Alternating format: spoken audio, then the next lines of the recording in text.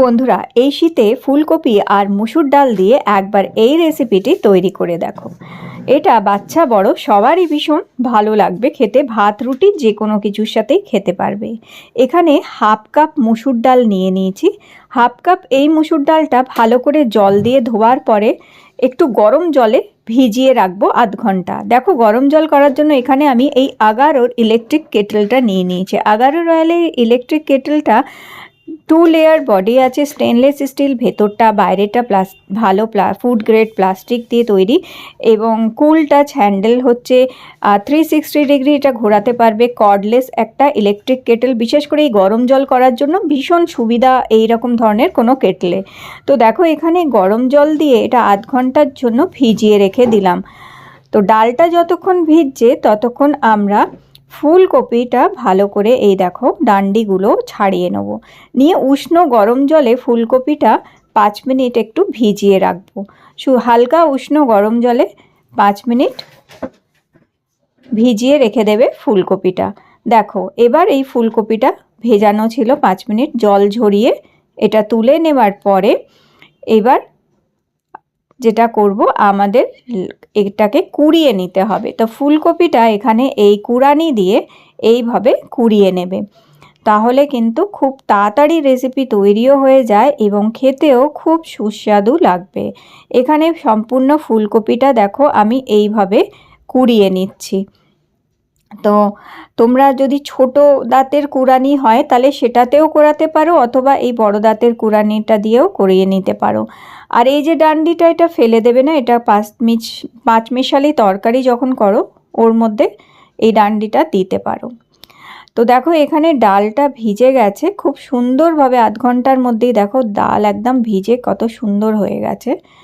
তো চলো, এবার এই জল থেকে ছেঁকে ডালটা তুলে নিয়ে একটি মিক্সার গ্রাইন্ডারের মধ্যে নিয়ে নেব আমরা। তো এইভাবে পুরো ডালটা নেওয়ার পরে হাফ কাপ মতন জল এই ডালের মধ্যে দিয়ে এবার এই ডালটা আমাদের বেটে নিতে হবে।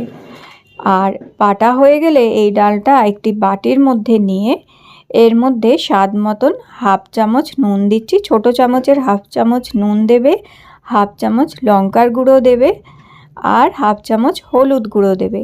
ঝালটা তোমরা আরেকটু বেশি দিতে পারো। আর একটু গরম মশলা গুঁড়ো 1 চামচ দেবে, আর আদা রসুন বাটা 1 চামচ দেবে, আর দেবে জিরের গুঁড়ো 1 চামচ, আর এখানে গরম মশলা গুঁড়ো 1 চামচ দিয়ে এবার চালের গুঁড়ো দিয়ে দিচ্ছি আমি 2 চামচ।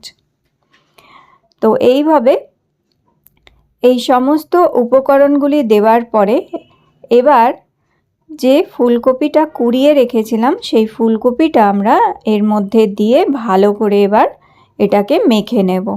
তো এটা ভালো করে এইভাবে মেখে নেবে। মাখার পরে আর বেশিক্ষণ বন্ধুরা এটাকে রাখবে না, তাহলে জল ছেড়ে দেবে। তাই মাখার পরে সঙ্গে সঙ্গেই এগুলোকে ছোট ছোট করে বড়ার মতন ভেজে নিতে হবে।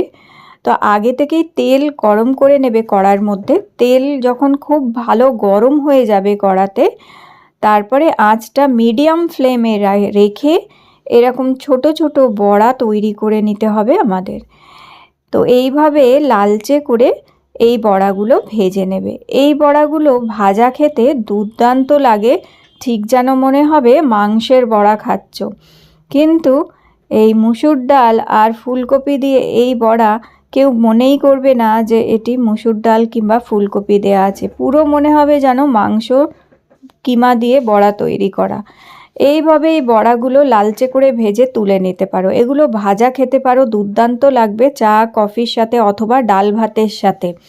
তবে আজকে আমরা একটু গ্রেভি তৈরি করব, তাই এখানে যা তেলটা রয়ে গেছিলো তার মধ্যে 2টি তেজপাতা আর গোটা গরম মশলা আমি ফোড়ন দিয়ে দিলাম, যেমন কি দালচিনি, ছোট এলাচ 4টে, দুটো ডান্ডি দালচিনি আর 4-5টা লবঙ্গ।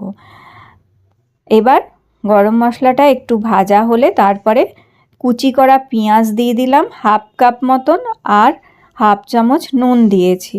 দিয়ে এবার এটাকে ভালো করে নাড়িয়ে চাড়িয়ে কিছুক্ষণ পেঁয়াজটা হালকা লালচে হওয়া অবধি ভেজে নেব। পেঁয়াজটা হালকা লালচে ভাজা হয়ে গেলে তারপরে 1 চামচ এখানে আদা রসুন বাটা দিয়ে দিয়েছি, আর একটা মাঝারি সাইজের টমেটো বেটে নিয়েছিলাম সেই টমেটো বাটাটাও এখানে দিয়ে দিয়েছি। এরপরে 1 ছোট চামচ হলুদের গুঁড়ো, 1 ছোট চামচ শুকনো লঙ্কার গুঁড়ো আর 1/2 ছোট চামচ এখানে গরম মশলার গুঁড়ো, এই 3টে মশলা দিয়ে ভালো করে নেড়েচেড়ে এটাকে হালকা আঁচে আস্তে আস্তে কষাতে হবে যতক্ষণ না মশলাটা ভালো মতন ভাজা হচ্ছে এবং মশলাটা থেকে যতক্ষণ না তেল ছাড়ছে। দেখো মশলা খুব সুন্দর কিন্তু এখানে ভাজা হয়েছে, রঙটা দেখেই নিশ্চয়ই বুঝতে পারছো। এই মশলা দুর্দান্ত লাগছে, পুরো যেন মনে হচ্ছে কি মাংস রান্না হচ্ছে। বেশ কষানো হয়ে গেলে তারপরে এই বড়াগুলো দিয়ে দেবে। বড়াগুলো দিয়ে ভালো করে বড়ার গায়ে এই মশলাটা মাখিয়ে নিতে হবে। তারপরে 1 বাটি জল এখানে দিয়ে দিচ্ছি।